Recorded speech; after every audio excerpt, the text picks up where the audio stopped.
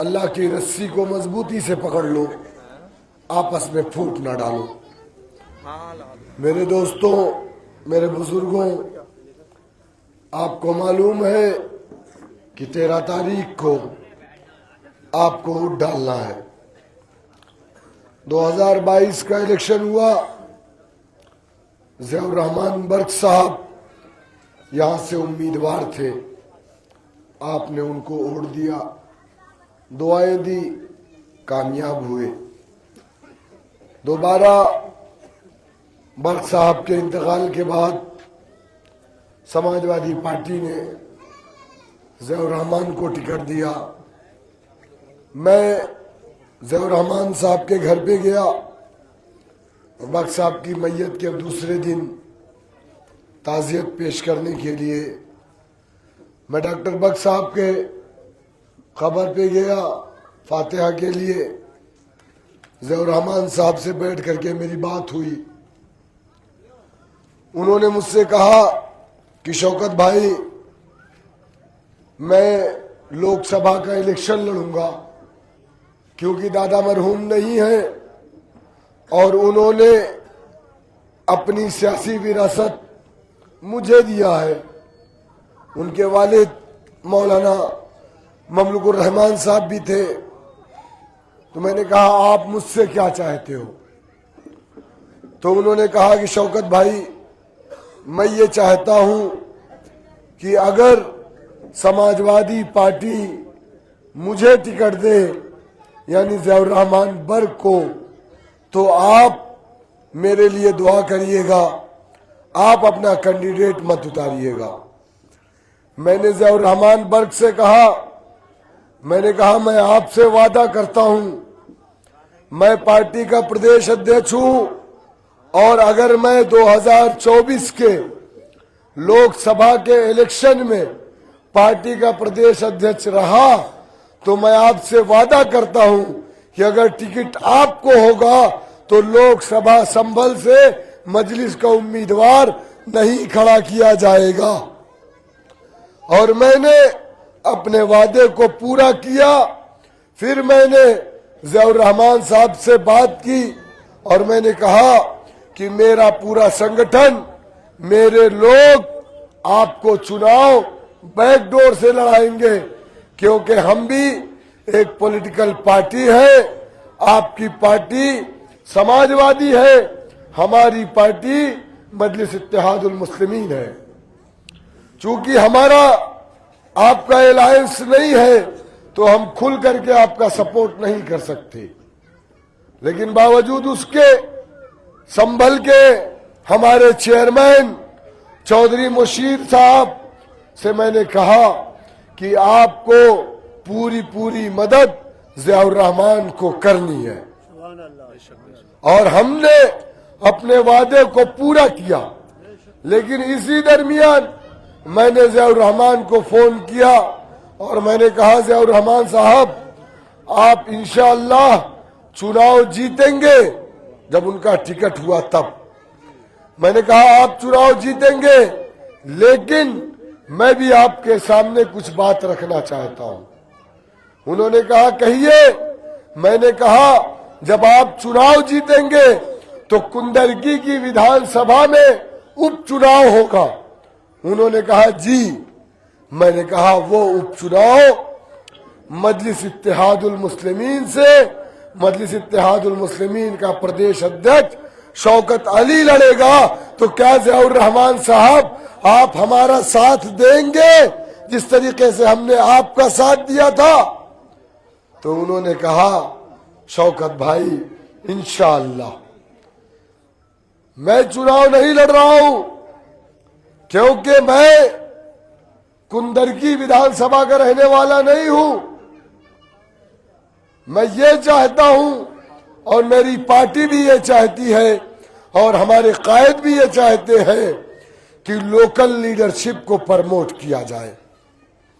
अगर इस गांव में कोई नौजवान जिला पंचायत चुनाव लड़ना चाहता है तो हम दूसरे इलाके से किसी दूसरे को नहीं बल्कि हम चौधरी अशफाक को प्रमोट करेंगे। हमेशा हम लोकल लीडरशिप को नेता बनाना चाहते हैं, हम बाहर से आकर के आपके नेता बनना नहीं चाहते। मैं चाहता तो मैं इलेक्शन यहां से लड़ सकता था, लेकिन नहीं, चूंकि हाफिज वारिस साहब आपके दरमियान के हैं, उनका ताल्लुक कुंदरगी की विधानसभा से है, इसलिए हाफिज वारिस साहब ने भी मुझसे कहा था, मेरा पूरा संगठन मुझसे कहा कि शौकत भाई आप चुनाव लड़िए, मोहित फरगानी यहां बैठे हुए हैं। और मुझे उम्मीद थी कि मैं चुनाव लड़ता तो आप लोग मुझे कभी यह ना कहते कि मैं कोई गैर हूं, क्योंकि आदम की औलाद, हव्वा की औलाद भाई होते हैं, शंकर पार्वती की औलाद भाई नहीं होती। लेकिन फिर भी हमने हाफिज वारिस साहब से कहा, नहीं हाफिज जी, अल्लाह ने आपको मौका दिया है, चुनाव आपको लड़ना है, और आपके दरमियान में समाजवादी पार्टी का नुमाइंदा जो अखिलेश यादव का वारिस बन करके, रिजवान नाम है जिसका, जो 15 साल तक आपका विधायक रहा है, लेकिन अभी हम जिस सड़क से आ रहे हैं उस सड़क को देख करके ऐसा लग रहा है कि यहाँ के लोगों को सिर्फ प्लास्टिक के गिलास की तरह इस्तेमाल किया गया है, उनका वोट लिया गया है। जब भी विकास का टाइम आया तो आपके इलाके में विकास नहीं किया गया। मेरे दोस्तों, मेरे बुजुर्गों, एक रिजवान किसका वारिस है? वो अखिलेश यादव का वारिस है। अगर आप साइकिल को वोट देंगे तो मजबूत आप नहीं होंगे, यादव समाज मजबूत होगा, अखिलेश यादव मजबूत होंगे। अगर आप बीएसपी के उम्मीदवार को वोट करेंगे, वो बहुजन समाज पार्टी का नुमाइंदा है, वो आपका नुमाइंदा नहीं है। वो मायावती का वारिस है, आपका नहीं है। वहीं तीसरी तरफ एक बीजेपी का उम्मीदवार है जो हारने की हैट्रिक इंशाअल्लाह उसको इस बार मिलेगी। वो योगी और मोदी का वारिस है, भारतीय जनता पार्टी का नुमाइंदा है। और तीसरी चौथी तरफ एक आपका वारिस है, जिसको अल्लाह के नबी सल्लल्लाहु अलैहि वसल्लम ने कहा था कि मेरे बाद मेरा वारिस उलमाए कराम होंगे। आपका उम्मीदवार एक आलिम है, अंबिया का वारिस है, और उसका नाम भी वारिस है, वो हाफिज भी है। आप उसके पीछे नमाज भी पढ़ सकते हैं, वो आपकी नमाज जनाजा भी पढ़ा सकता है, वो आपके लिए कब्रिस्तान पर खड़ा होकर के आपके लिए दुआए मगफिरत भी कर सकता है। और फैसला आपको करना है कि आप अंबिया का वारिस का साथ देते हैं या आप योगी और मोदी के वारिस का साथ देंगे। योगी और मोदी इस देश में मुसलमानों के खिलाफ जो नफरत पैदा किया है, खुदा की कसम अंग्रेजों ने भी वो नफरत हमारे अंदर नहीं डाली थी जो आज हमारे अंदर हिंदुओं के खिलाफ, हिंदुओं के अंदर हमारे खिलाफ नफरत डाली गई है। बीजेपी आज मुसलमानों को तो टारगेट कर ही रही है, कहीं गोश्त के नाम पर, कहीं दाढ़ी टोपी के नाम पर, कहीं पर मस्जिद के लाउडर उतारे जा रहे हैं, कहीं पर हमारी दरगाह पे बुलडोजर चलाया जा रहा है, कहीं हमारे मदारिस को ताले लगाए गए। इसी मुरादाबाद के अंदर 650 मदरसों को बंद कर दिया गया। किसकी हुकूमत में? किसकी हुकूमत में? बीजेपी की हुकूमत में। आप मुझे बताइए।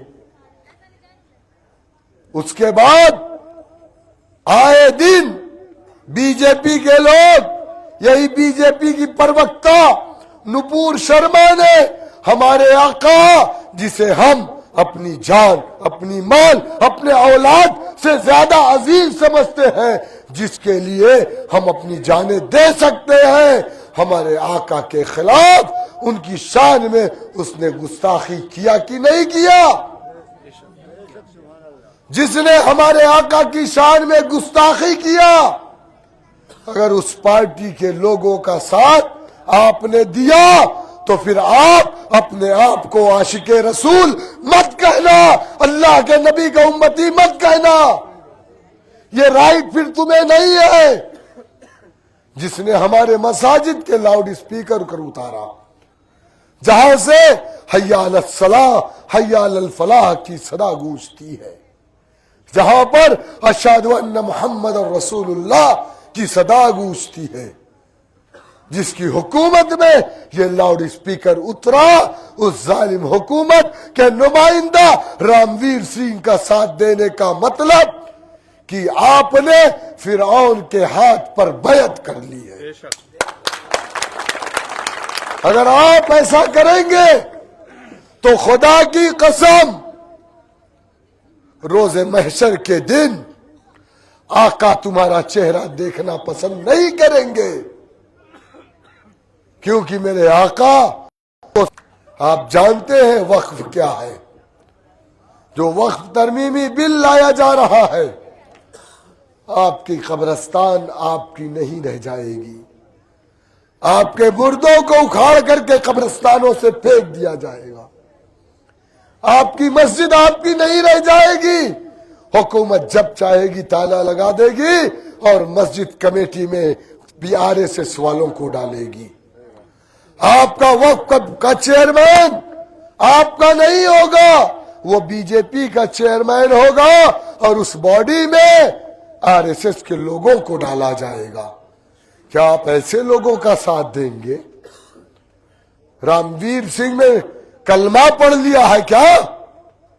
अरे जो बीजेपी वाले, यही योगी आदित्यनाथ ने क्या कहा था अभी कुछ दिन पहले, बंबई में जाकर के उसने अपने भाषण में कहा कि उत्तर प्रदेश में जो चीख पुकार दिन में 5 मरतबा होती थी, मैंने बंद करवा दिया, और जो थोड़ा बहुत बची है आने वाले 5 सालों में वो भी बंद करवा दूंगा।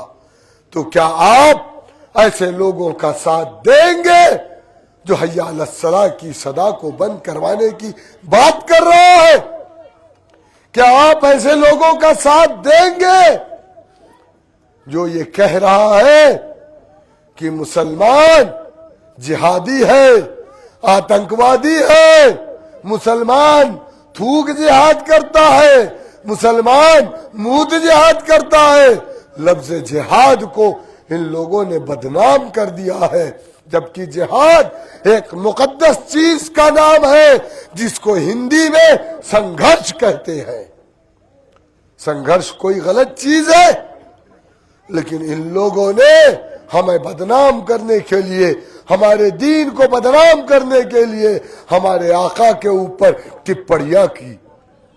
कहा मोहम्मद सल्लल्लाहु अलैहि वसल्लम ने 6 साल की बच्ची के साथ नऊज़ बिल्लाह, इन लोगों ने कहा कि रेप किया। कहा कि नहीं कहा? यह हापुड़ का यति नरसिंहानंद ने अभी जल्दी बयान दिया कि नहीं दिया? हमारे कुरान की आयतों को तब्दील करने की बात कही कि नहीं कही? ये कौन लोग हैं? ये बीजेपी के लोग हैं, ये बीजेपी के वो मोहरे हैं जिनको बीजेपी ने छोड़ा है कि तुम इस तरीके की बात करो ताकि हिंदू और मुसलमानों के दरमियान में फसाद हो। तो क्या आप ऐसे लोगों को जो देश के अमन को खत्म करना चाहते हैं, कुरान तो ऐसे लोगों के खिलाफ जिहाद का हुक्म देता है जो देश के अमन को खत्म करना चाहते हैं, और आप उनका साथ देने की बात कर रहे हैं। मैं देखा, फोटो देखा कि रामवीर सिंह के साथ दाढ़ी और टोपी वाला मुसलमान उनके मंच पर और ये कह रहा है कि हम इस बार बीजेपी को वोट देंगे। क्या आप भूल गए? सब कुछ भूल गए? क्या इखलाक पहलू खान को भूल गए? क्या आप बाबरी मस्जिद की शहादत को भूल गए? क्या आप ज्ञान वापी को भूल गए? क्या आप मथुरा को भूल? मुसलमानों का हुआ, हम 20% और हमारा इनकाउंटर 35%। ये नाइंसाफी नहीं है? जो नाइंसाफी कर रहे हैं मुसलमान उनके साथ नहीं खड़ा हो सकता। वही मुसलमान होगा जो करबला में यजीद की सब में खड़ा था, वही बीजेपी के साथ खड़ा होगा। हुसैन वाला कभी बीजेपी के साथ नहीं खड़ा हो सकता। मेरे दोस्तों, मेरे बुजुर्गों, करबला में किस बात की जंग हुई? इमाम हुसैन ने अली असगर को शहीद करवा दिया। क्यों करवा दिया? पूरा कबीला खत्म हो गया। क्यों? यजीद ने तो यही कहा था ना कि तुम मेरे हाथों पे बैयत कर लो। इमाम हुसैन ने कहा नहीं, यजीद की हुकूमत में गुनाह हो रही है, यजीद की हुकूमत में नाइंसाफी हो रही है, यजीद की हुकूमत में कत्ल हो रहा है, यजीद की हुकूमत में चोरी हो रही है। यही ना, यही ना? तो इसीलिए इमाम हुसैन ने यजीद के सामने घुटने नहीं टेके। यजीद वाले हैं या हुसैन वाले हैं? यजीद वाला जो होगा वो बीजेपी के साथ जाएगा, हुसैन वाला जो होगा वो कभी बीजेपी के साथ नहीं जाएगा। क्योंकि बीजेपी हुकूमत में कलमे ला इलाहा इल्लल्लाह मुहम्मदुर रसूलुल्लाह पढ़ने वालों के साथ नाइंसाफी हो रही है। मेरे दोस्तों, मेरे बुजुर्गों, खालिद बिन वलीद पूरी जिंदगी जंग के मैदान में लड़े, लेकिन उन्हें मौत घर के बिस्तर पर बीमारी की वजह से आई। आई या नहीं आई? तो अल्लाह सुब्हानहू तआला कुरान में फरमाता है, इन्नल्लाह अला कुल्ली शैइन कदीर, मैं हर चीज पर कुदरत रखता हूं। इंसान के बस की बात नहीं है कि अगर एक मक्खी अपने पंजे में मिठाई को पकड़ करके लेकर के उड़ जाए तो यहां कौन है इतना ताकतवर जो उस मक्खी को पकड़ करके और उसके पैर से उस मिठाई को निकाल ले? नहीं है। इसीलिए अल्लाह ने कहा कि तुम्हारी सांसें मेरी सांसें, अल्लाह सुब्हानहू तआला की सांस भी अगर लेते हैं तो हमें कहना चाहिए या रब तेरा शुक्र है, हम उसके मोहताज हैं। मेरे दोस्तों, मेरे बुजुर्गों, जो मुसलमान डरता है, खुदा न खास्ता ये मुसलमान डरने वाला अगर कहीं फलस्तीन में होता तो डर के मारे, और वो किबला अव्वल सिर्फ फलस्तीनियों का नहीं है, वो किबला अव्वल मुस्तफा को मानने वालों का किबला अव्वल है। दुनिया में जहां जहां बसते हैं पूरा अरब खामोश है, सऊदिया खामोश है, दुबई खामोश है, कोई उनका साथ नहीं दे रहा है। ईरान ने साथ दिया तो ईरान पर हमला हुआ, लेबनान ने साथ दिया तो उसके कमांडर नसरुल्लाह को शहीद कर दिया गया। नसरुल्लाह की शहादत के बाद मालूम है आपको नसरुल्लाह को कैसे शहीद किया? 85 टन का बम नसरुल्लाह के ऊपर गिराया गया। नसरुल्लाह की डेड बॉडी कितना?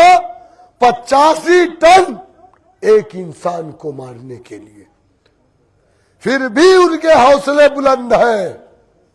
डॉलर और मिलियन, हजार, 10,000, लाख नहीं, मिलियन की तादाद में हम तुमको डॉलर देंगे, तुम किबला अव्वल की लड़ाई को बंद कर दो।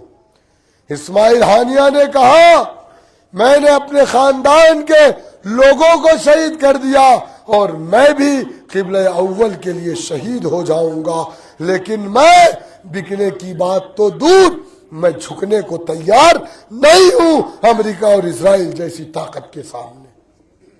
नहीं झुके। आप कौन से मुसलमान हैं? हम कौन से मुसलमान हैं? अगर हम योगी और मोदी की हुकूमत से डर गए, इसका मतलब कि फिर हम आशिके रसूल नहीं है, फिर हम ये कहने का अख्तियार नहीं है कि हम आशिके रसूल हैं। मेरे दोस्तों, मेरे बुजुर्गों, जहां पर खौफ खत्म होता है वहां से मुसलमान शुरू होता है। डरना नहीं, घबराना नहीं। हमारे भी बीवी हैं, हमारे भी बच्चे हैं, हमारा भी घर है, हम भी कारोबार करते हैं। हम लाखैरे नहीं है, हम यतीम नहीं है। ऐसा नहीं है कि हमारे पास कुछ नहीं है, यही हमारा काम है। नहीं, ना हम बुलाए गए हैं, ना हमें पैसा दिया गया है। हम प्रीपेड नहीं है, हम पैसे लेकर के नहीं आते। हमारी गाड़ी है, हमारा डीजल है, हमारा पैसा है, हमारा लाउड स्पीकर है। हम इसको लेकर के लखनऊ से आए। हमें हाफिज वारिस साहब ने पैसे नहीं दिए, लेकिन जाके पूछ लेना समाजवादी और बीजेपी के लोगों से कि बगैर पैसे के एक कदम नहीं चलते। हम क्यों आए हैं? हम सिर्फ इसलिए आए हैं कि न समझोगे तो मिट जाओगे हिंदी मुसलमानों, न समझोगे तो मिट जाओगे हिंदी मुसलमानों, तुम्हारी दास्तां तक भी न होगी दास्तानों में। अब वक्त आ गया है कि आप अपने आप को मजबूत करें। आप अपने आप को मजबूत करिए। आज जो जुल्म, जो ज्यादती, जो अत्याचार आपके साथ हो रहा है, यही जुल्म, यही ज्यादती, यही अत्याचार किसी वक्त में जाटो समाज के साथ होता था। हमारे बुजुर्ग तशरीफ फरमाए, क्या मेरी बात गलत है? जाटो समाज की बस्तियों में रास्ते नहीं होते थे जैसे आज हमारी बस्तियों में रास्ते टूटे हैं। जाटो समाज की बस्तियों में गंदगी का अंबार होता था जैसे आज हमारी बस्तियों में सफाई कर्मी सफाई करने नहीं आता। जाटो समाज की बेटियों के साथ बलात्कार हो जाता था, उनकी एफआईआर पुलिस स्टेशन में नहीं दर्ज होती थी। जिस तरीके से आज हमारी बच्चियों के साथ रेप हो जाता है, लेकिन एफआईआर नहीं दर्ज होती और रेपिस्ट पकड़ा नहीं जाता।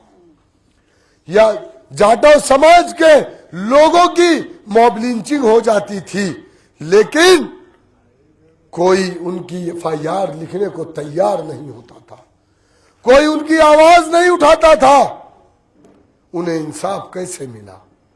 जबकि उनके समाज का 131 सांसद हिंदुस्तान की पार्लियामेंट में बैठता है। कितना? 131, क्योंकि वो सीटें भारत देश में रिजर्व है। वहां से जीत करके जाने वाला हमेशा दलित समाज का बेटा होगा। उसके बाद भी दलित समाज के गले में मटकी लटकाई गई ताकि जमीन पर ना थूके। और वो मटकी हमने नहीं लटकाई थी, वो मटकी आला जात के ब्राह्मणों ने, सामंतवादियों ने लटकाई थी। दलित समाज के कमर में झाड़ू बांधे गए ताकि उनके पैरों के निशान ना रहे, वरना जमीन नापाक हो जाएगी। क्या मेरी बात गलत है? दलित समाज के नौजवानों को स्कूल में एडमिशन नहीं मिलता था। जिस तरीके से आज हमारा बच्चा एडमिशन लेने के लिए किसी अच्छे कॉन्वेंट में जाए या तो उसका एडमिशन नहीं होगा, या तो उससे कहा जाएगा कि तू मुसलमान है, तुझे स्कूल की टिफिन में ये नहीं लाना, वो नहीं लाना, या तो उसे मारा जाएगा, दूसरे बच्चों से मरवाया जाएगा। क्या मुजफ्फरनगर में नहीं हुआ? यही चीज पहले दलित समाज के साथ होती थी। सरकारी नौकरी में हमारी तादाद जहां 30% हुआ करती थी, आज 1% नहीं है। किसी थाने में कोई मुसलमान सिपाही नहीं मिलेगा, किसी सरकारी दफ्तर में कोई मुलाजिम मुसलमान नहीं मिलेगा, कोई अधिकारी मुसलमान नहीं मिलेगा। क्यों? 15 साल तक हमने समाजवादी को ओढ़ दिया ना, उनकी हुकूमत थी ना। यादव समाज का बेटा मिलेगा, जाटव समाज का बेटा मिलेगा, लेकिन मुस्लिम समाज का बेटा नहीं मिलेगा। अगर जिस थाने में यादव समाज का बेटा सिपाही होगा, जाटव समाज का बेटा सिपाही होगा, उस थाने में मुस्लिम समाज का बेटा मिलेगा, लेकिन वो सिपाही नहीं होगा, बल्कि वो कैदी होगा और हवालात के अंदर होगा। क्या मेरी बात गलत है? 20% आबादी, 35% जेल की सलाखों में हम हैं। क्या ये नाइंसाफी नहीं है? आखिर ऐसा क्यों? कभी आपने सोचा? जाटव समाज आगे बढ़ गया, कैसे? कभी आपने सोचा? नहीं सोचा, क्योंकि जाटव समाज का 130 MP खामोश बैठा था जब उसके साथ जुल्म, अत्याचार, नाइंसाफी हो रही थी। क्यों? इसलिए खामोश था क्योंकि वो कांग्रेस पार्टी का MP था। उसकी पार्टी उसको बोलने की इजाजत नहीं देती थी, इसलिए वो अपने समाज पर हो रहे जुल्म, अत्याचार पर अपना मुंह नहीं खोलता था। ठीक उसी तरह आज मुस्लिम समाज का 37 विधायक उत्तर प्रदेश की विधानसभा में है, लेकिन हमारे लाउडर उतारे गए, कोई बोला? मॉब लिंचिंग हुई, कोई बोला? हमारे मदारिस को बंद कर दिया गया, कोई बोला? हमारी शरीयत में मुदाखिलत हुई, कोई बोला? हमारी मसाजिद पे ताले लगाए गए, कोई बोला? हमारी दरगाहों को तोड़ दिया गया, कोई बोला? किसने बोला? किसने बोला? आप बोलिए ना। अखिलेश ने, राहुल ने बोला? नहीं बोला। किसने बोला? बैरिस्टर असदुद्दीन ओवैसी साहब ने बोला। सही है या गलत है? जब जब जुल्म हुआ, कहीं भी हुआ, हिंदुस्तान के किसी गांव में हुआ या शहर में हुआ, तो दारुस्सलाम से आवाज उठी, और वो आवाज मजलिस इत्तेहादुल मुस्लिमीन के कायद नकीब मिल्लत जनाब बैरिस्टर असदुद्दीन ओवैसी साहब की आवाज है। मेरे दोस्तों, मेरे बुजुर्गों, ठीक यही हाल जाटव समाज का था। तो उनका एक नेता, मर्द मुजाहिद, जिसका नाम काशीराम था। काशीराम कहां के रहने वाले थे? आप जानते हैं? काशीराम पंजाब के रहने वाले थे। काशीराम उत्तर प्रदेश के नहीं थे, लेकिन काशीराम ने जब देखा कि उत्तर प्रदेश में मेरे समाज के साथ अन्याय हो रहा है, जुल्म हो रही है, ज्यादती हो रही है, नाइंसाफी हो रही है, तो काशीराम ने पंजाब से उत्तर प्रदेश का रुख किया और जाकर के जाटव समाज की बस्तियों में अपने समाज के लोगों को इकट्ठा किया और कहा, ऐ मेरे समाज के लोगों, अगर तुम ये समझ रहे हो कि पार्लियामेंट में बैठा हुआ तुम्हारे समाज का 131 MP तुम्हारे ऊपर हो रहे जुल्म अत्याचार पर तुम्हारे लिए आवाज उठाएगा, कभी नहीं उठाएगा, क्योंकि वो तुम्हारा MP नहीं है, वो कांग्रेस पार्टी का MP है। वो कांग्रेस पार्टी का MP है। तो लोगों ने पूछा कि ऐ काशी राम फिर हम क्या करें। उन्होंने कहा सुनो, जमहूरियत की सबसे बड़ी ताकत सियासत होती है। क्या होती है? सियासत होती है। राशन की दुकान पर चावल कितना मिलेगा कोई डॉक्टर, कोई मास्टर, कोई वकील नहीं तय करता, ये भी एक सियासतदान तय करता है कि 5 किलो बटेगा, 6 किलो बटेगा या 8 किलो बटेगा। क्या गलत है? नरेंद्र मोदी अपने आप को कहते थे कि मैं स्टेशन पर चाय बेचता था। नरेंद्र मोदी अपने आप को कहते थे कि मैंने 35 साल भीख मांगी। लेकिन नरेंद्र मोदी को वो कौन सी कुव्वत मिली कि रात को 8 बजे खड़ा होता है और वो टेलीविजन पर बोलता है कि आज से 1000 और 500 का नोट बंद। तो आपकी जेब में रखा हुआ पैसा जो आपका, वो कागज का रद्दी टुकड़ा बन जाता है। ये ताकत किसने दिया? ये ताकत उसे सियासत ने दिया, जिस सियासत को हमने कभी समझा नहीं। यादवों ने समझ लिया। 7% उत्तर प्रदेश में 4 बार अपना मुख्यमंत्री बनाया। आजम खान, अखिलेश यादव ने, मुलायम सिंह यादव ने मिलकर के समाजवादी पार्टी बनाई थी ना, मिलकर के बनाई थी ना। आप बोलते क्यों नहीं?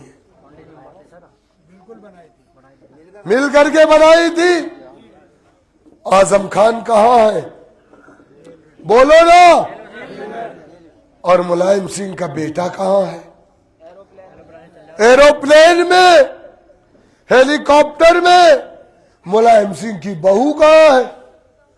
आजम खान का बेटा जेल में, आजम खान जेल में, और मुलायम सिंह का बेटा एरोप्लेन में, चौपर में, चमचमाते हुए बंगले में, चमचमाती हुई गाड़ी में। क्यों? आजम खान मेरा भाई था ना, इसलिए जेल में। उसकी गलती यही थी ना कि आजम खान ने जौहर यूनिवर्सिटी अपने कौम के लिए बनाई थी ना। लेकिन कोई आवाज उठी आजम खान के लिए? आपको मालूम होगा, आज से कुछ दिन पहले सुल्तानपुर जिले में मंगेश यादव नाम के एक डाकू का पुलिस वालों ने इनकाउंटर कर दिया। सुना था कि नहीं? इसलिए आपने सुना कि अखिलेश यादव सड़कों पर उतर गए थे उसके लिए। पूरा वाबेला मच गया। 2 से 3 दिन खबरें चली कि नहीं चली? लेकिन आजम खान के लिए, अब्दुल्ला आजम के लिए अखिलेश यादव कितनी बार सड़कों पर उतरे, कितनी बार? ये आप गौर करिएगा। अरे रामपुर से मुजीबुल्लाह नदवी MP बनते हैं, क्या ये उनका इखलाकी फरीजा नहीं था कि जाकर के आजम खान की बीवी जो ज़ईफ है, बीमार है, जाकर के उनसे एक मुलाकात तो कर लेते। सीतापुर की जेल में आजम खान से मिल तो लेते जो बीमार है। लेकिन नहीं, जब आजम खान जैसे लोगों को इस्तेमाल करके समाजवादी पार्टी ने फेंक दिया तो हमारे और आपकी क्या औकात है?